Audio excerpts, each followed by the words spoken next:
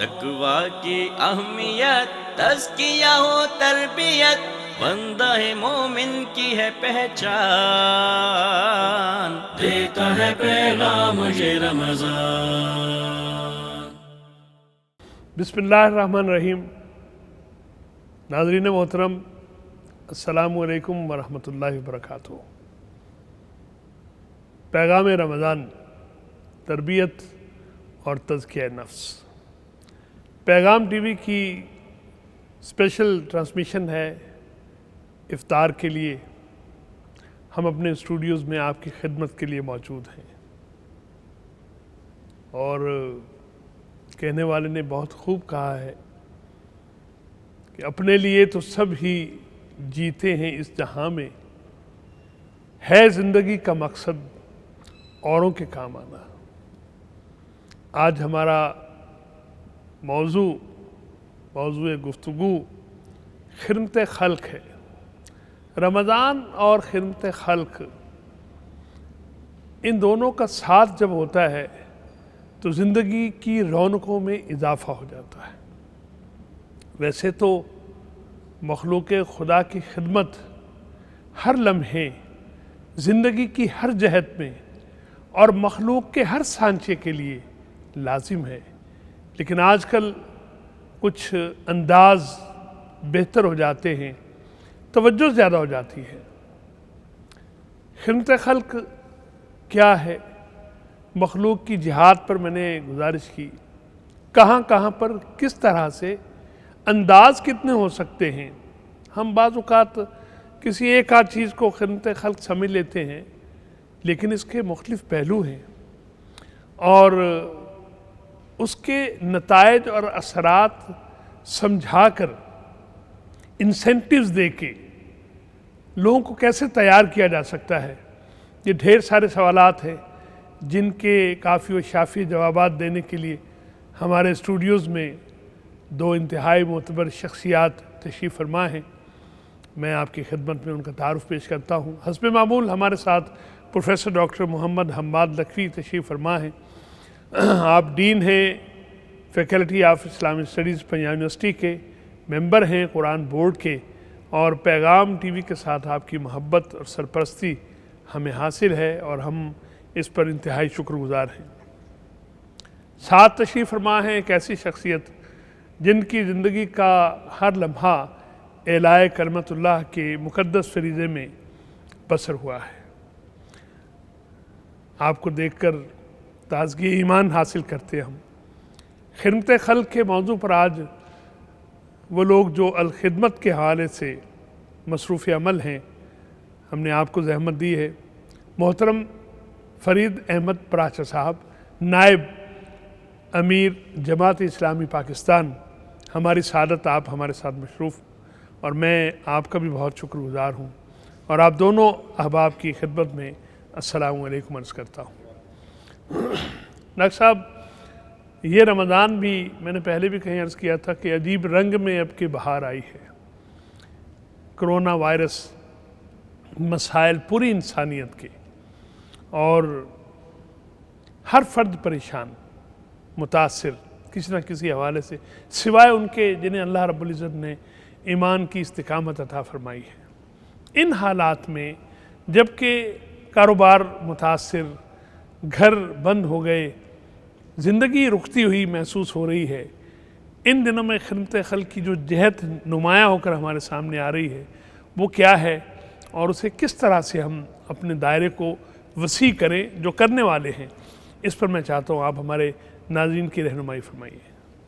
بسم اللہ الرحمن الرحیم۔ دیکھیں، اللہ کریم نے انسان کو اشرف المخلوقات تو بنایا، جی لیکن امتحان کے لیے پیدا کیا۔ جی بے شک۔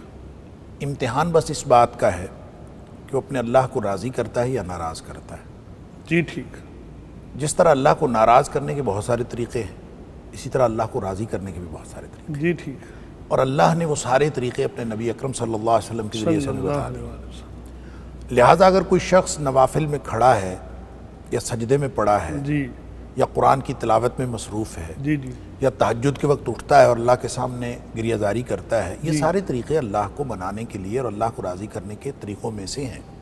تو جہاں اللہ تعالیٰ نے اس پورے نظام زندگی کو چلانے کا ایک خاص نہج پہ بندوبست کیا ہے، جی ساتھ ہی اللہ تعالیٰ نے ان سارے تعلقات کو اور ان ساری معاشرتی نسبتوں کو اپنی رضا اور ناراضگی کے ساتھ بھی منسلک کر دیا۔ جی بے شک، لہٰذا جب آپ ان تعلقات کے ذریعے سے، ان نسبتوں کے ذریعے سے اللہ کی رضامندی اور اللہ کی خوشنودی کے متمنی ہوتے ہیں جی تو اسی کا نام خدمت خلق ہے، سبحان اللہ، اور اسی کو آپ جو ہے وہ اللہ تعالیٰ کی رضامندی کے لیے استعمال کر لیتے ہیں۔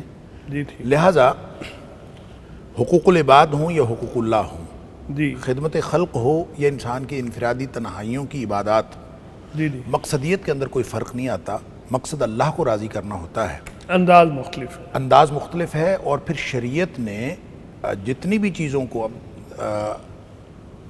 مختلف ترتیب میں اور حفظ مراتب کے ساتھ بیان کیا ہے، جی اس میں کوئی چیز اوپر ہو سکتی ہے، کوئی چیز نیچے ہو سکتی ہے، لیکن جب اس کے اندر خلوص نیت اس درجہ کا موجود ہو جو اللہ کو مطلوب اور مقصود ہے، جی جی، تو وہ کام آپ چاہے خدمت خلق کے حوالے سے کر رہے ہوں اور چاہے آپ انفرادی تنہائیوں میں ہوں، جی ٹھیک، دونوں صورتوں میں اللہ کی رضامندی کا وہ درجہ حاصل ہو جاتا ہے، جیسا کہ نبی کریم صلی اللہ علیہ وسلم نے فرمایا کہ جو شخص، بعض اوقات کوئی شخص جو لوگوں کے کام کے لیے نکلتا ہے، لوگوں کے کام آنے کے لیے چلتا ہے، جی جی، وہ تہجد پڑھنے والوں سے اور روزہ رکھنے والوں سے اجر میں بڑھ جاتا ہے، سبحان اللہ، سبحان، یعنی شب بیداری سے وہ اس کا اجر بڑھ جاتا ہے۔ کیوں کہ اس کے ساتھ بھی یہ بھی امتحان کا اسی طرح حصہ ہے جس طرح سے حقوق اللہ جو ہیں امتحان کا حصہ جی ہے۔ ٹھیک، اب دیکھیے، جب ہم شریعت اسلامیہ کے اندر دیکھتے ہیں تو نبی اکرم صلی اللہ علیہ وسلم جب آپ پر پہلی وحی نازل ہوئی ہے جی اور آپ اس وقت گویا غار حرا کے اندر تفکر فی الخلق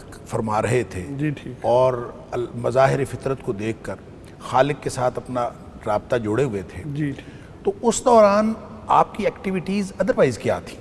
ہاں بڑی اس اہم کا بات ہے، وہ جو ایکٹیویٹیز تھیں ان کا ذکر حضرت خدیجہ رضی اللہ تعالیٰ عنہا کی اس گفتگو میں ہے جو بخاری شریف کے اندر بیان ہوئی، جی جی جی، اور اس میں وہ جو 5 باتیں حضرت خدیجہ رضی اللہ تعالیٰ عنہا نے نبی اکرم صلی اللہ علیہ وسلم کے بارے میں فرمائیں، وہ 5 کی 5 خدمت خلق سے متعلق، جی ایسے بے شک، یعنی انک لا تصل الرحم، ہاں، آپ تو رشتہ داروں کے ساتھ حسن سلوک کرتے کرنے ہیں، والے، پھر یہ ہے کہ آپ بے کسوں کا سہارا بنتے ہیں، جی بات، پھر آپ غریب لوگوں کے لیے کماتے ہیں، جی ٹھیک، پھر یہ ہے کہ آپ جو ہے وہ مہمانوں کی عزت کرتے ہیں، جی ٹھیک، تو یعنی مختلف جو حقدار لوگ ہیں ان کے لیے آپ محنت تگ و دو کرتے ہیں، اس لیے اللہ تعالیٰ آپ کو کبھی بھی تنہا نہیں چھوڑے گا۔ سبحان اللہ، تو اس کا مطلب یہ ہوا کہ جو شخص، ایک تو یہ مطلب ہے کہ کائنات کی سب سے بزرگ ہستی اللہ کے بعد اس کی ایکٹیویٹیز کی اولیت کس میں ہے؟ خدمت خلق میں ہے، لہٰذا اقرا کا حکم بعد میں ہے، سبحان اللہ، اقرا کا حکم بعد میں ہے اور خدمت خلق پہلے ہے، جی ٹھیک، اور پھر اس اعتبار سے بھی کہ نبی اکرم صلی اللہ علیہ وسلم جو افضل البشر ہیں جی ان کی ایکٹیویٹیز کی اولیت اور ترجیح کس بات کو ہے، جی ٹھیک، آپ اس اعتبار سے بھی دیکھ لیجئے۔ اور پھر جو انہوں نے امت میں افراد تیار کیے ہیں تو جو سب سے بہترین امتی ہے صدیق اکبر رضی اللہ تعالیٰ عنہ، آپ ان کو بھی دیکھ لیجئے کہ جب وہ حبشہ کی ہجرت کے موقع پر نکل کے جا رہے تھے اور آگے سے قبیلہ قارہ یا قبیلہ قادہ کا جو سردار تھا، جی ہاں، وہ جس کو ابن الدغنہ بھی بعض لوگ کہتے ہیں، ابن الداغینہ اس کا جو تلفظ آتا ہے، تو اس نے جو الفاظ حضرت ابو بکر صدیق رضی اللہ تعالیٰ عنہ کے لیے بولے تھے وہ بھی انہی الفاظ سے ملتے جلتے تھے کہ آپ تو رشتہ داروں کے ساتھ اچھا سلوک کرتے ہیں اور آپ غریب بے کسوں کا سہارا بنتے ہیں، تو آپ کیسے نکالے جا سکتے ہیں؟ آپ جیسا شخص نہ نکل سکتا ہے نہ نکالا جا سکتا ہے۔ لہٰذا ان دونوں واقعات سے رہنمائی کے اتنے پہلو ہیں اور فضیلتوں کے اتنے پہلو ہیں، مطلب یہ کہ جو خدمت خلق کرنے والا ہے وہ کبھی رسوا نہیں ہو سکتا، خدمت خلق کرنے والا کبھی جلا وطن نہیں ہو سکتا، وہ بے گھر نہیں ہو سکتا، اور وہ اس کی کبھی عزت کے اندر کوئی فرق نہیں آ سکتا جو شخص خدمت خلق کرنے والا ہے۔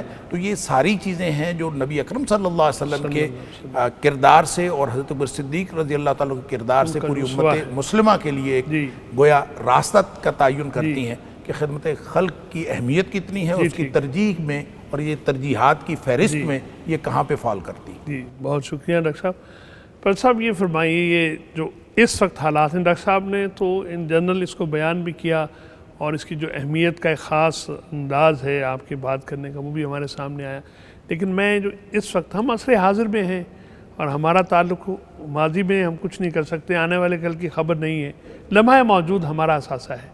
اس وقت میں جو خاص صورتحال ہے اور جن دنوں میں رمضان آیا ہے، تو خیر کے مواقع تلاش کرنے والے کس طرح سے اس کو دیکھیں اور ان کا عمل کیا ہونا چاہیے، یہ فرمائیے۔ بسم اللہ الرحمن الرحیم۔ جو صورتحال پیدا ہوئی ہے اس وبا کی وجہ سے، جی اس سے بہت تبدیلیاں آئی ہیں معاشرے کے اندر۔ وہ لوگ جو پہلے دینے والے تھے اب لینے والے بن گئے ہیں، اللہ اور بہت زیادہ معاملات ایسے ہیں کہ لوگوں کے گھر کے اندر فاقے ہیں، کھانا نہیں ہے، بچے جو ہے وہ دھاڑی دار آدمی بے روزگار ہو گیا ہے، کہ مواقع دیکھنے کے بہت زیادہ ملتے ہیں جی جی کہ لوگوں کی حالت جو ہے وہ بالکل یعنی ایک اس طرح سی ہے کہ جو پہلے کما رہا تھا اور جسے یہ پتہ تھا کہ القاسب و حبیب اللہ، کمانے والا اللہ کو پیارا ہے، جی آج اس کی اپنی حالت یہ ہے کہ کمانے کے مواقع ہی چلے گئے ہیں۔ جی ٹھیک، آپ کو بند کر دیا گیا ہے، گھروں میں لاک ڈاؤن ہے، آپ اپنے دکان پہ نہیں جا سکتے، دھیاڑی پہ نہیں جا سکتے، بالکل ٹرانسپورٹ بھی بند ہے۔ تو وہ بہت زیادہ چیزیں ایسی ہیں کہ جس کے لیے اس بات کی ضرورت ہے کہ رمضان میں خاص طور پر ایک ویسے بھی ہمیشہ بڑا اجر ہے، اجر بھی اس میں کئی گنا بڑھا دیا گیا ہے۔ یعنی ایک تو ویسے ہی بھوکے کو کھانا کھلانا، جی جی کسی بیمار کو دوا دینا، جی کسی کے ساتھ ہمدردی کے دو بول بول دینا، جی جی اور اسی طرح اپنے پڑوسی کا خیال رکھنا، جی یہ تو عام عمومی تعلیمات یہ تو اسلام ہیں، کی ہیں، جیسے بالکل ٹھیک۔ پروفیسر صاحب ابھی کہہ رہے تھے۔ جی جی لیکن خاص طور پر رمضان جو ہے اس میں تو اجر چونکہ کئی گنا بڑھ گئے ہیں، 70 گنا اجر ہو گیا ہے۔ آپ کو نفل کا اجر جو ہے وہ فرض کے برابر مل رہا ہے، اور انفاق فی سبیل اللہ خاص طور پر جی یعنی عمومی بھی بہت زیادہ اس کا اجر ہے، لیکن خاص طور پر رمضان میں وہ بہت زیادہ ہے۔ اور انفاق کے بارے میں جو کہا بھی گیا ہے جی وہ یہ ہے کہ مما رزقناہم ینفقون، اپنے پاس سے کچھ نہیں دینا، جو ہم نے دیا ہے اس میں سے دینا ہے، دیے ہوئے میں سے دینا ہے، دینے والے نے دیا ہے، دینے کے لیے ہی دیا ہے، جی ٹھیک۔ ان کے لیے دیا ہے کہ جن کے تمہارے اوپر حقوق قائم کر فی اموالہم حق للسائل والمحروم، بالکل بالکل ان کا حق ہے، حق معلوم للسائل والمحروم، جی ٹھیک، اس میں سائل کے لیے بھی اور جو نہیں سائل ہے جی لیکن محروم ہے اس کو ذرا خود تلاش کرو۔ جی ٹھیک، تو یہ ایک خاص طور پر اس میں، اور صدقات کا بھی، اور صدقے کی تو اتنے ہی اجر ویسے تو ہر چیز کا ہے، زکوٰۃ تو لازمی ہے اور زکوٰۃ، لیکن صدقے کا اجر بھی کئی طرح سے بیان کیا گیا ہے کہ قیامت کے دن جب کوئی سایہ نہیں ہوگا اس دن وہ جو صدقہ کرنے والا ہے تحت ظل صدقتہ ہی، اپنے صدقے کے سائے کے اندر چل رہا ہوگا۔ وہاں جو بادل پھر رہے ہوں گے سائے والے، وہاں سے آواز آ رہی ہوگی انا صدقۃ فلان، میں فلاں کا صدقہ ہوں۔ تو یہ وہ چیز ہے کہ جسے آج معاشرے کو بتانے کی ضرورت ہے کہ آپ کا یہ مال و دولت کس کے اب کام آیا ہے۔ ابھی یہ نظر آ رہا ہے وہ جو جن کے جو سپر پاور کہلاتی تھی آج 0 پوائنٹ کے اوپر کھڑی ہیں، وہ جو اپنے جن کے گردنوں کے اندر اتنے غرور اور کبر اور گھمنڈ کے سریے پڑے ہوئے تھے، آج ان کی حالت کیا ہے؟ ایک وائرس سے اللہ تعالیٰ نے ان کو بے بس کر دیا ہے۔ اس لیے لوگوں کو یہ بتانے کی ضرورت ہے کہ یہ مال و دولت یہ کام نہیں آنے والا، وہی چیز کام آئے گی جو اللہ کے بینکوں کے اندر جمع ہو۔ سبحان اللہ جی، مال و دولت دنیا یہ رشتہ و پیوند، بتانے وہم و گما لا الہ الا اللہ۔ پرائز صاحب یہی بات کر رہے ہیں۔ ہم ایک چھوٹا سا وقفہ لیتے ہیں، اس کے بعد مزید سوالات آپ کی تربیت اور تزکیہ نفس کے لیے۔ تقویٰ کی اہمیت، تزکیہ و تربیت، بندہ مومن کی ہے پہچان، دیتا ہے پیغام یہ رمضان۔ تقویٰ کی اہمیت، تزکیہ و تربیت، بندہ مومن کی ہے پہچان، دیتا ہے پیغام یہ رمضان۔ ناظرین محترم، ویلکم بیک۔ آپ ہمارے ساتھ موجود ہیں۔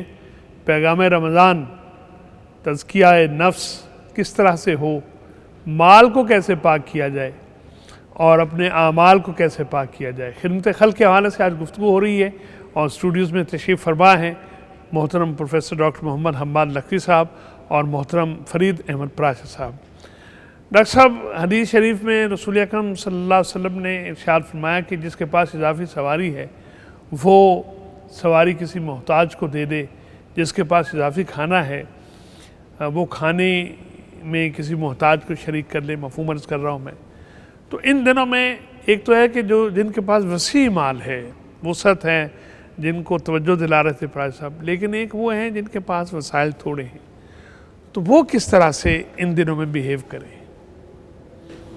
دیکھیں، بات یہ ہے کہ اللہ کریم نے جو پورا، جس کے بارے میں میں شروع میں بات کر رہا تھا، یہ پورا جو نظام بنایا ہے، جی، اس میں ترجیحات کا تعین جو ہے اس کو وقت اور صورتحال کے ساتھ اور مواقع کے ساتھ ریلیٹ کیا ہے۔ جی ٹھیک، لہٰذا ایسا ممکن ہے کہ کوئی وقت ایسا ہو جو تنہائی میں عبادت کرنے کا ہو، جی ٹھیک، جیسا کہ رات کو، پچھلی رات جی آپ ہاں، رات کے پچھلے آخری پہر پہر میں آپ اس وقت تنہائی میں بیٹھ کے اللہ کے ساتھ گفتگو کریں، اللہ کے ساتھ اپنے سوال رکھیں، گریہ داری کریں، عاجزی جی کریں، ٹھیک، وہ بھی اللہ کی رضامندی کا باعث ہے۔ جی ٹھیک، لیکن کوئی وقت ایسا ہے، یہ ساری چیزیں جو ہیں وہ جیسے نماز جو ہے اللہ کریم نے وقت کے ساتھ فرض کی ہے، جی تو اسی طرح سے پورا سسٹم جو ہے اس وقت کے ساتھ ہے۔ اور وہ وقت جب آپ کے پڑوسی کو آپ کی ضرورت ہے، یا آپ کے رشتہ دار کو آپ کی ضرورت ہے، یا کسی محتاج کو اہل محلہ میں سے یا پورے ملک میں سے کسی کی ضرورت ہے، اس وقت آپ اگر تنہائی میں کھڑے ہو کے عبادت گزاری کا کام شروع کر لمبی دیں گے نماز شروع کر اور نوافل شروع کر دیں گے، اور اس وقت اس کا مطلب یہ ہے کہ آپ وہ موقع کھو دیں گے، تو اللہ تعالیٰ نے مختلف مواقع پر مختلف قسم کے اعمال ہیں جن کی ترجیح اول ہونی چاہیے۔ جی ٹھیک، لہٰذا یہ جو رمضان اللہ تعالیٰ نے عطا فرمایا ہے، یہ اس اعتبار سے، یعنی شہر مواسات تو یہ ازل سے تھا، جی ایسے ہی ہے، لیکن اس رمضان میں مواسات اور ایک دوسرے کے ساتھ ہمدردی جتانے کا زیادہ موقع میسر آیا۔ جی ٹھیک، جیسے نبی پاک صلی اللہ علیہ وسلم کا یہ فرمان ہے کہ وہ شخص جس کا وہ خود پیٹ بھر کے سوئے اور اس کا ہمسایہ جو ہے بھوکا رہے، اور ظاہر ہے جس وقت اس کا ہمسایہ بھوکا ہے تو اس وقت اس کی رات کی نمازیں، اس کے نوافل، اس کی عبادات، اس کی کوئی حیثیت نہیں ہے جب تک وہ اپنے ہمسائے کو جو ہے وہ کھانا نہیں پہنچاتا۔ جی ٹھیک، تو اس طرح سے اس رمضان کے اندر جو بالکل ہی ایک عدم پوری دنیا کے اندر ایک سچویشن بدل گئی ہے بالکل نئی صورتحال اور نئی صورتحال ہے، تو میں یہ سمجھتا ہوں کہ اس رمضان کو تو منانا ہی بطور مواسات کے مہینے کے چاہیے۔ جی ٹھیک، اور ویسے بھی اللہ کا شکر ہے، اس کو پوری دنیا میں مسلمان ہمیشہ کبھی اس کار خیر میں پیچھے نہیں رہتے اور خدمت خلق میں پیچھے نہیں رہتے، اور خاص طور پہ پاکستان جو کہتے ہیں کہ چیریٹی کے اعتبار سے یہ دنیا کی بڑی چیریٹیز میں سے آتا ہے، بہت سب سے زیادہ یہاں پہ چیریٹی ہوتی ہے، دوسرے نمبر پہ یا تیسرے نمبر پہ ہے۔ لیکن اس دفعہ جو موقع آیا ہے، شاید یہ موقع تاریخ میں پہلے کبھی نہیں آیا جو اس دفعہ میسر آیا ہے، تو میرے خیال میں بجائے انفرادی نمازوں کے اندر اور انفرادی تلاوت کے اندر زیادہ وقت لگانے کے، اس رمضان میں مسلمانوں کو زیادہ وقت ضرورت مندوں کو تلاش کرنے اور ان کی ضرورتیں پوری کرنے میں لگانا چاہیے۔ جی ٹھیک، اس وقت اور اس موقع پر اللہ کی رضامندی کا یہ طریقہ جو ہے، یہ ترجیحات میں سب سے اول نمبر پر۔ جی ٹھیک، اور نظر آ رہا ہے، یعنی اس میں کوئی ایسا نہیں ہے کہ کوئی بڑے مشکل معاملہ ہے کہ انتخاب کیا کیا جائے۔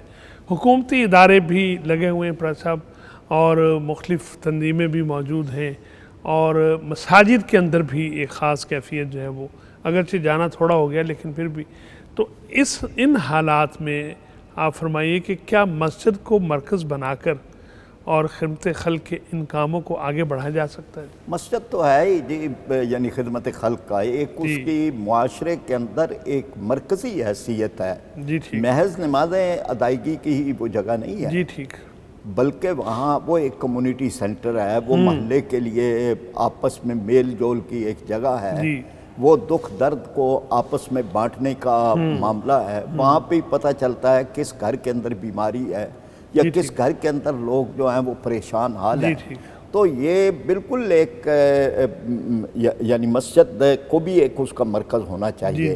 خیر الناس من ینفع الناس، بہترین انسان وہ ہے جو انسانوں کو نفع پہنچائے، تو وہ صرف اہل ایمان کے لیے نہیں، انسانوں کو۔ جی بے شک۔ اچھا، اب انسانوں میں مثلاً ابھی یہ جو واقعات ہو رہے تھے اس میں، اور جب ہمارے لوگوں کو موقع ملا تو انہوں نے تمام اقلیتوں کی مندروں میں، جی ہم نے دیکھا وہاں اس میں پہ وہ گرجا گئے ہیں، گھروں جی میں، جی گردواروں میں، وہاں بھی سپرے جا وغیرہ کے کیا ہے۔ سپرے بھی کیا اور وہاں بھی راشن جو ہے وہ جی پہنچایا۔ ٹھیک، جی ٹھیک، تو یہ ایک وہ موقع ہوتا ہے کہ انسانوں تک اس چیز کا دائرہ وسیع کیا جائے۔ جی جب مخلوق ہم کہتے ہیں پھر تو سارے ہی آگے الخلق و عیال اللہ، وہ جی جو مخلوق ہے وہ اللہ کا کنبہ ہے، وہاں ٹھیک۔ مخلوق کی بات ہے۔ جی ٹھیک، تو یہی موقع ایک وہ بھی ہوتا ہے کہ اسلام کا تعارف بھی ہو، لوگوں کو پتہ بھی چلے کہ اسلام ہی خیر خواہی کا دین ہے۔ جی ٹھیک، یہی دین جو ہے وہ ایک دوسرے کے حالات کو جاننے اور ان کو ٹھیک کرنے کی تعلیم دیتا جی ہے۔ ٹھیک، اور اس لحاظ سے مسجد کا جو آپ کا سوال تھا، جی جی مسجد کا ایک بنیادی رول ہے، جی جی اور اسی کو یعنی جو اسلام کا معاشرتی نظام ہے، جی جی اس کے اندر ایک انسٹیٹیوشن تو خاندان ہے جی اور پھر ایک انسٹیٹیوشن مسجد ہے۔ خاندان تو ایک لوگوں کے جن کے آپس کے اندر باہمی جو خونی تعلقات، رشتے ہیں جی ہاں۔ ان کو جوڑنے کا میں نام اصل ہے۔ میں یہ بڑا صاحب میرے ذہن میں یہ تھا کہ مسجد میں محلے کی نمائندگی بھی ہوتی ہے، اہل خیر وہاں بیٹھ کر آپس میں مشاورت کر کے، ہر محلے میں کئی مساجد ہیں اور وہ تھوڑا ذمہ داری لے لیں اور اس طرح سے جو ہے وہ مسجد اور وہ وہاں کے جو بالکل، منتظمین ہیں، یعنی یہی وہ رول بھی ہے یہ مسجد کا کہ محلے والوں کی خیر خواہی کرے، اور وہاں پہ ہوتے ہیں وہ لوگ کہ جن کو اللہ تبارک و تعالیٰ نے وسعت بھی عطا کی ہے مال کی، اور دل بھی ان کے وسیع کیے ہیں، تو وہ لوگ جو ہیں وہ پھر خاموشی کے ساتھ، یعنی اس میں قطاریں لگوانا اور اس میں لوگوں کی عزت نفس کو پامال کرنا، اور اس میں یوں ہو کہ جی ایک ڈبہ دے رہے ہیں اور 6 بڑی بڑی شخصیات کھڑے ہوئے ہیں، اس کے بجائے جو ہے خاموشی سے لوگوں کے گھروں میں پہنچایا جائے، اور محلے میں پتہ ہوتا ہے، یعنی وہاں تو پتہ لگ سکتا ہے، وہاں تو پتہ ہے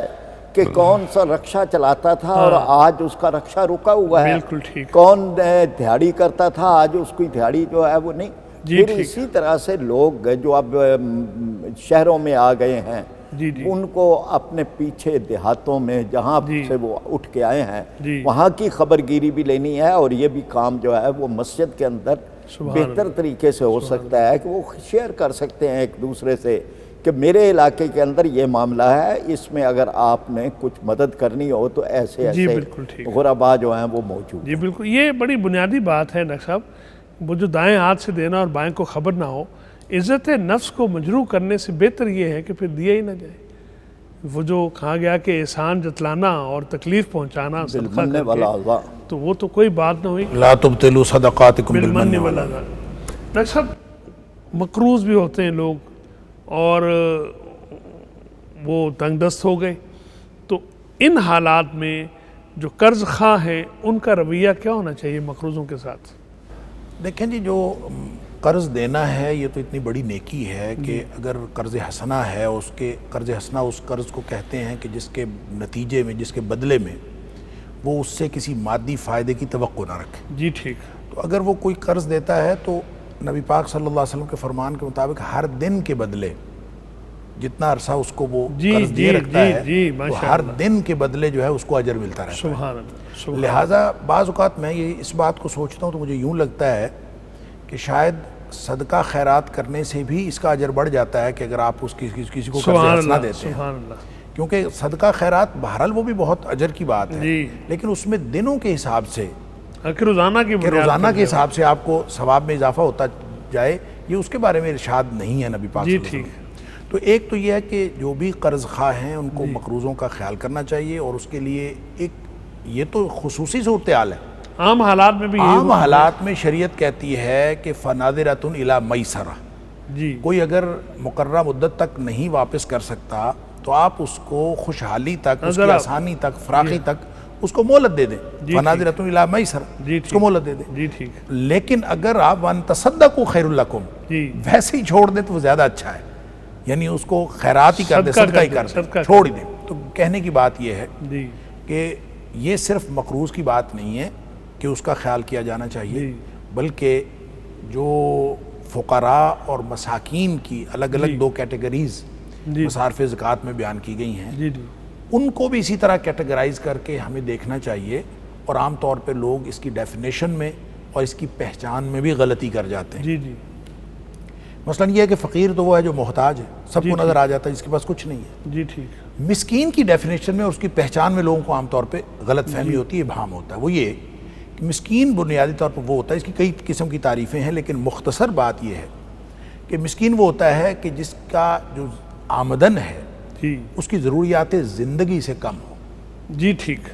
آمدنی اس کی ہے, لہذا بہت سارے لوگ اس لیے لوگوں کو نہیں دیتے, وہ کہتے ہیں وہ تو تنخواہ لیتا ہے, کام کرتا ہے, وہ تو کام کرتا ہے, اس کی تو آمدنی آتی, یا وہ اس کا اپنا گھر ہے. تو وسائل موجود ہوتے ہیں لیکن اس کی ضروریات زندگی اس میں پوری نہیں ہوتی, تو وہ مسکین ہے. اور وہ زکوٰۃ کا بھی مستحق ہے, فرض جو صدقہ ہے اس کا بھی مستحق ہے, اور پھر نفل صدقہ کا اور بھی وہ وہ اس صف مستحق میں ہے. بھی ہے لا یسألون الناس الحافا. لا یسألون الناس الحافا. اور پھر ایسے لوگ جو لوگوں سے نہیں مانگتے اس کو ڈھونڈ کر سفید پوشوں کو دینا, یہ تو اور بھی زیادہ اجر کی بات ہے. تو کہنے کی بات یہ ہے کہ اس وقت معاشرے میں نہ محتاجوں کی کمی ہے. جی وہ لوگ جو دینے والے تھے, جیسے ڈاکٹر صاحب بتا رہے تھے کہ جو دینے والے تھے وہ اب لینے والے بن گئے ہیں, ایک دم جو ہے وہ پوری سچویشن چینج ہو گیا. لہٰذا نہ محتاجوں کی کمی ہے, نہ مسکین لوگوں کی کمی ہے.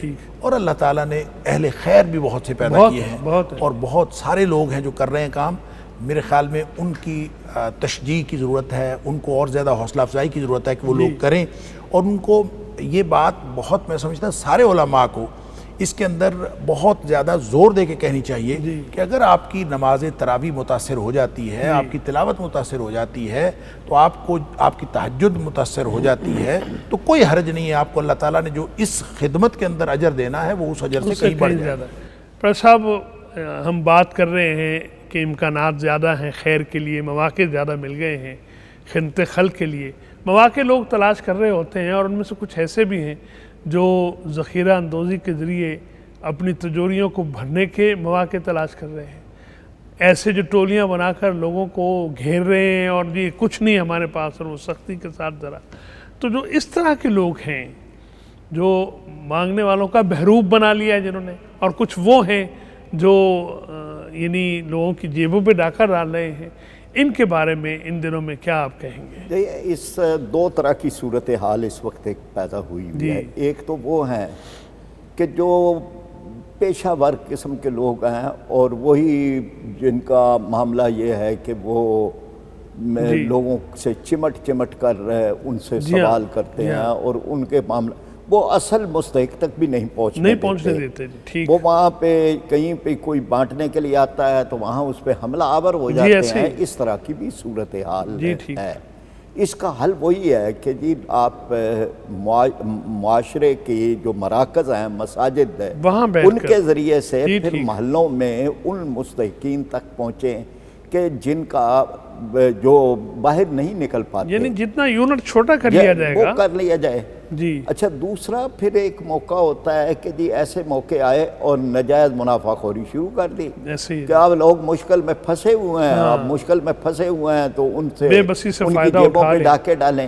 یہ یعنی عام دنوں کے اندر بھی یہ بہت بڑا جرم ہے, لیکن خاص طور پر ایسے مواقع پہ کہ جب لوگ مشکلات کے چنگل کے اندر پھنسے ہوئے ہیں, جب ان کے لیے عرصہ حیات تنگ کر دیا گیا ہے, جب زندگی اجیرن ہو گئی ہے, ایسے موقع کے اوپر یہ جو ایک یہ وہ ہے کہ جس طرح مردار کو کھانے والے گدھ ہوتے ہیں, یہ وہ ذہنیت ہے. یعنی بڑی بڑی معیشتیں ڈھہ گئی, تو ان کو بھی جو ہے وہ اللہ تعالیٰ مٹی چٹا سکتا ہے. خیال کرنا چاہیے نا کہ کچھ بھی نہیں بچے گا, کچھ نہیں بچا لوگوں کا. اس لیے یہ موقع جو ہے یہ بھی ایک خیرخواہی کا ہے کہ آپ اپنے منافع کے اندر ایک کمی رکھیں, اور اس کو اس طرح لے آئیں کہ جس کے ذریعے سے ہر آدمی جو ہے وہ کر سکے اور چیزیں سستی کر دیں. ابھی جو واقعات ہوئے ہیں, یعنی کئی لوگوں نے اپنی مارکیٹوں کے کرائے چھوڑ دیے ہیں, اور وہ کرائے یعنی بہت زیادہ بنتے تھے, یعنی تھوڑے سے نہیں تھے, کروڑ روپیہ بھی جن کو مہینے کا آتا تھا, لوگوں نے ان کو آسانی پیدا کی ہے. کو چھوڑ دیا. سر ہمارا وقت مکمل ہو رہا ہے. صاحب اب ابھی چھوٹا سا بریک ایک لے لیں, انشاءاللہ اس کے بعد پھر گفتگو جاری رکھتے ہیں. ناظرین ایک چھوٹا سا وقفہ, پھر ملتے ہیں انشاءاللہ العزیز. تقویٰ کی اہمیت, تزکیہ ہو تربیت, بندہ ہے مومن کی ہے پہچان، دیتا ہے پیغام یہ رمضان۔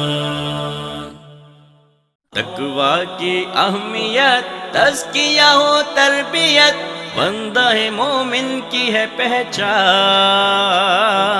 دیتا ہے پیغام یہ رمضان۔ ناظرین محترم، ایک مرتبہ پھر پیغام کی اس مجلس میں ہم آپ کو خوش آمدید کہتے ہیں۔ پوری دنیا پیغام سے مستفید ہو رہی ہے۔ ہمارے دیکھنے والوں میں یو کے اور یورپ کے جو دوست شامل ہوئے ہیں، ہم انہیں بھی خوش آمدید کہتے ہیں۔ اور بات ہو رہی آج خدمت خلق کے حوالے سے، باہر رہ کر بھی اپنے ملک والوں کی خدمت کی جا سکتی ہے اگر اللہ رب العزت نے کشادہ وسائل دیے ہوں۔ ڈاکٹر صاحب، درمیان میں کہیں ایک بات ہو رہی تھی، میں پوچھ رہا تھا آپ سے ایک حدیث شریف کا مفہوم کہ جس کے پاس زائد سواری ہے وہ کسی دوسرے کو دے لے، جس کے پاس سواری نہیں ہے زائد کھانا ہے تو اس کو شیئر کر لے۔ اس حوالے سے ہم کیسے آج کل رویہ اختیار کریں؟ دیکھیں، اصل میں ہم عام طور پر یہ سمجھ لیتے ہیں، کچھ غلط فہمیاں ہیں جی کہ مثلاً یہ کہ دین کا کام مولویوں نے کرنا ہے، جی ٹھیک، خدمت خلق مال و دولت رکھنے والوں نے کرنی ہے۔ جی ٹھیک، مطلب یہ لوگ سمجھ لیتے ہیں خود بخود کہ انہوں نے کرنا ہے، ہمارے پاس تو شاید ہے نہیں۔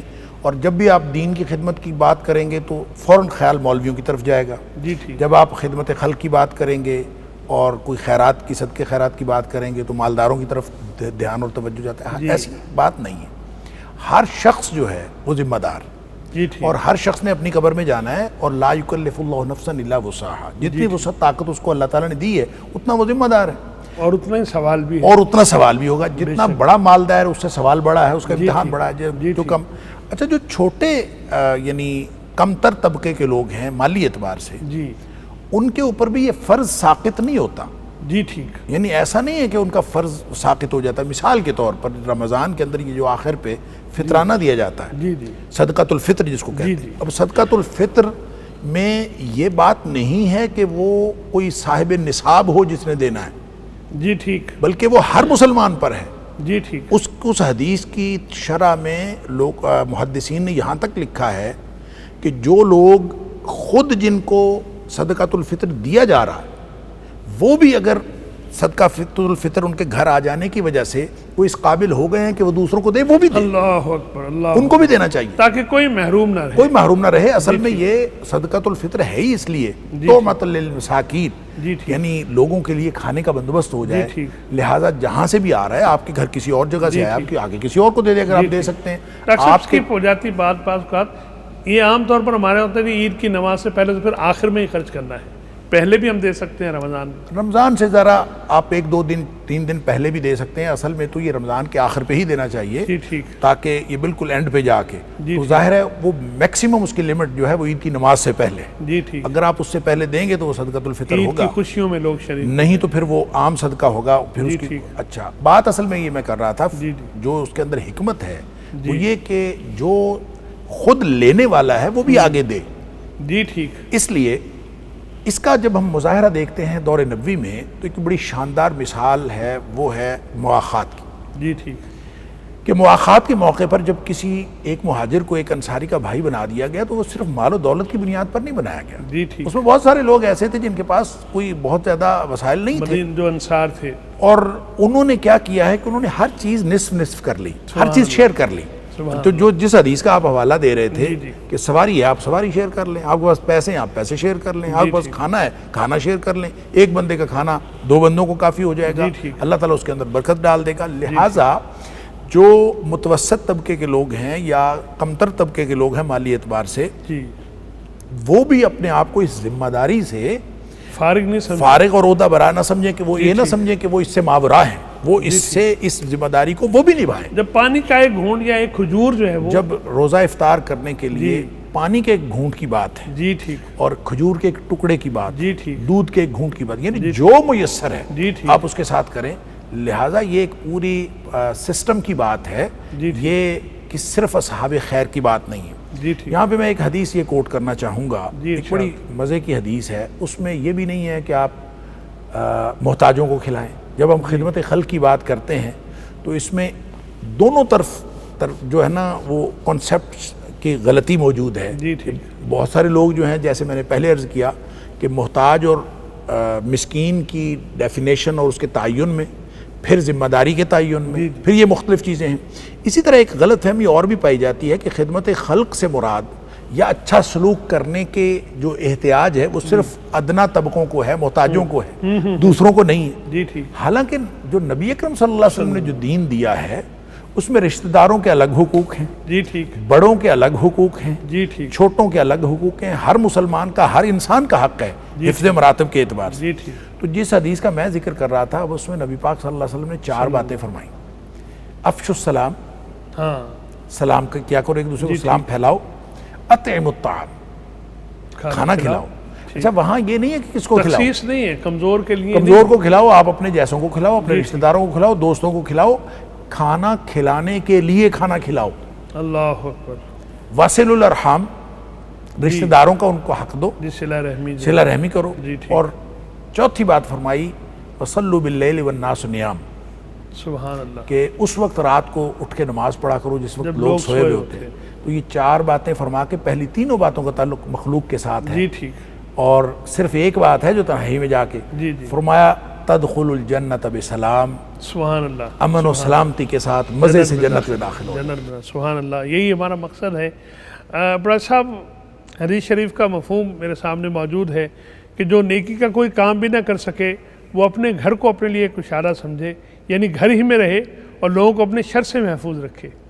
تو ذرا جو اس طرح کے لوگ ہیں ان کی تربیت کے لیے اس حدیث کی وضاحت فرما دیجیے. دیکھیے ویسے تو یعنی اسلام نے جو تعلیمات دی ہیں جی اس میں ایک تو پوری سوسائٹی کو باندھ دیا ہے کہ تری المؤمنین فی تراحمہم وتوادہم وتعاطفہم کمثل الجسد، ایک جسم کی طرح ہے یہ ساری سوسائٹی. بے شک. اچھا اب اس کے بعد یہ کہ ایک آدمی جو اس پورے جسم کے اندر یا اس عمارت کے اندر ایک اس حیثیت کے اندر ہے، لیکن وہ بجائے کوئی لوگوں کو فلاح پہنچانے خیر کے وہ شر کا باعث بن رہا ہے، وہ برائی پھیلانے کے کاموں کے اوپر لگ جاتا ہے، وہ شر اور تکلیف پہنچانے کے. تو اس کے لیے خاص طور پر کہا گیا ہے کہ جی اگر تم کوئی فائدہ نہیں پہنچا سکتے پھر گھر میں بیٹھو تاکہ تمہارے شر سے تو لوگ محفوظ رہیں. اور یہاں بڑی مثالیں ہیں، یعنی ان دنوں لوگ گھروں میں بیٹھے ہیں نا، یہ جو لاک ڈاؤن ہوا تو اس سے یہ پتہ چل گیا کہ معاشرہ ہمارا کتنے بڑے بڑے شر سے محفوظ ہو گیا ہے.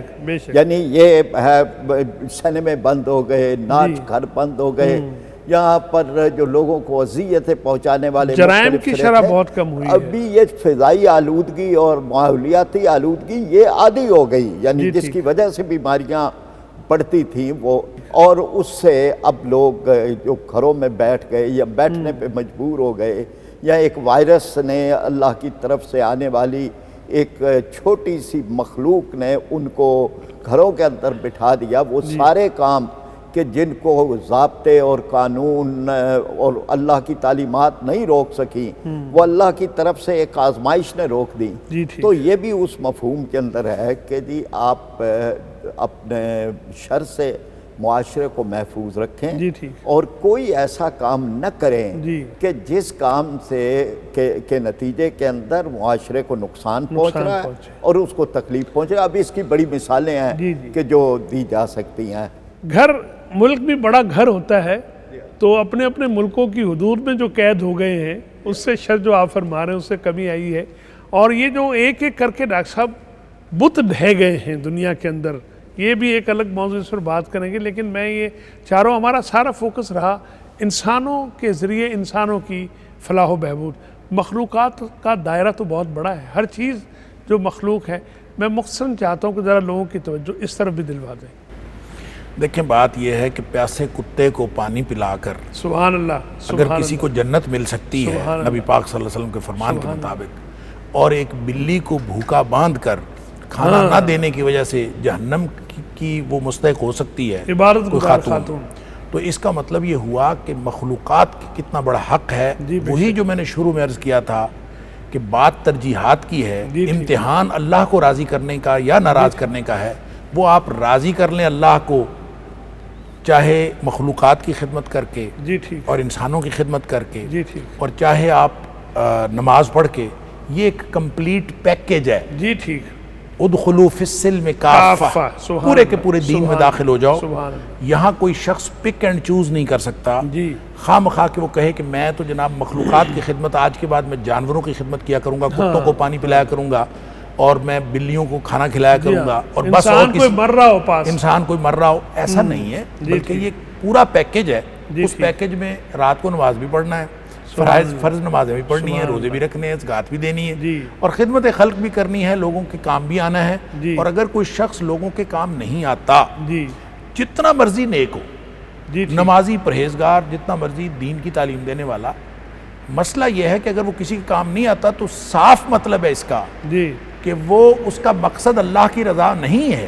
اللہ اگر اللہ کی رضا مقصد ہو اللہ تو اکبر، دکھی کو دیکھ کر اس کا دل دکھے، بے شک، تو وہ اس کے ذریعے سے بھی تو جنت کمانے کی جی کوشش ٹھیک، کرے. جی ٹھیک، لہذا عوام الناس کی بات ہو، مہمانوں کی بات ہو، جو اکرام الضیف ہے، یہ بھی خدمت خلق کا ایک جی بہت ٹھیک، بڑا ذریعہ ہے. جی ٹھیک، پھر مسافروں کو، کسی بھی طرح کا مسافر ہو، چاہے وہ اپنے گھر پہ، اپنے مکان پہ بہت بڑا وہ بہت بڑا امیر آدمی ہو، لیکن وہ مسافر ہے تو وہ غریب کے حکم میں، محتاج کے حکم میں ہے. جی ٹھیک، لہٰذا آپ اتنے دنیا میں جس کے ساتھ آپ منسلک ہیں، جی جی جب تک آپ اس کے دکھ کے ساتھ دکھی نہیں ہوتے جی ٹھیک، اور اس کے سکھ کے ساتھ سکھی نہیں ہوتے، سبحان تو اس کا اللہ، مطلب یہ ہے کہ آپ کا مطمع نظر پھر اللہ کی رضامندی نہیں ہے.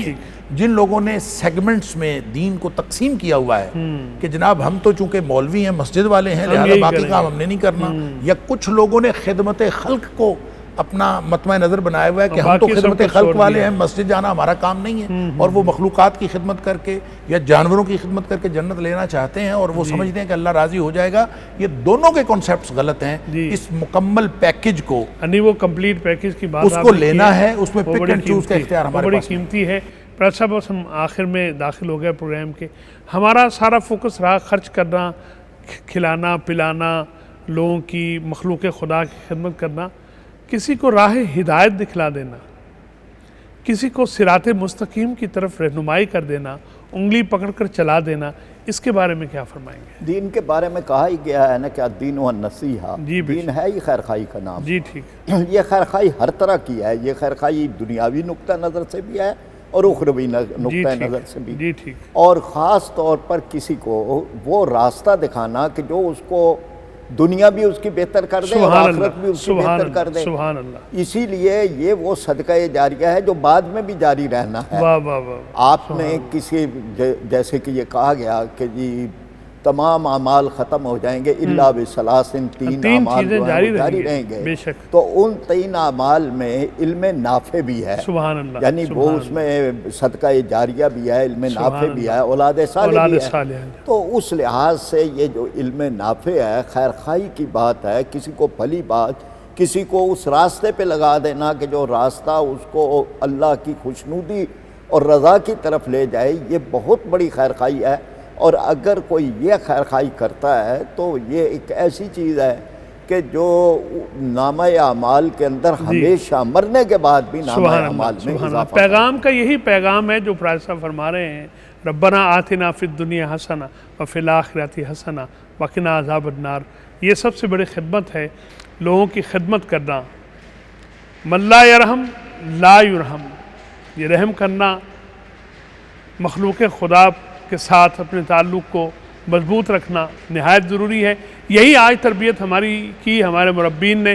میں بار دیگر شکر گزار ہوں محترم پروفیسر ڈاکٹر محمد حماد لکھوی صاحب کا. آپ ہمیں وقت دیتے ہیں، آپ ہمیں بڑے پیارے لگتے ہیں. اور ہمارے بزرگ دوست تشریف لائے محترم فرید احمد پراچا صاحب، اور بڑی خوبصورت اور قیمتی باتیں آپ نے ہمیں مرحمت فرمائی ہیں. اللہ تعالیٰ آپ کے علم اور عمل میں برکت عطا فرمائے. ناظرین، اس دعا کے ساتھ اپنے میزبان اعجاز احمد کو اجازت دیجیے. اللہ رب العزت ہمیں آپ سب کو جنت میں رسول اکرم صلی اللہ علیہ وآلہ وسلم کی ہمسائیگی کا شرف عطا فرمائے اور اپنے دیدار سے بہرہ مند فرمائے. السلام علیکم ورحمۃ اللہ وبرکاتہ. ایمان کی شبنم، رحمت کی چھم چھم، آیا نیکیوں کا ایسا موسم، برکت کے لمحے، تسبیح کے نغمے، نیکیوں کی بوندیں ٹپکے ٹم ٹم، تقویٰ کی اہمیت، تزکیہ ہو تربیت، بندہ مومن کی ہے پہچان، دیتا ہے پیغام یہ رمضان، دیتا ہے پیغام یہ رمضان۔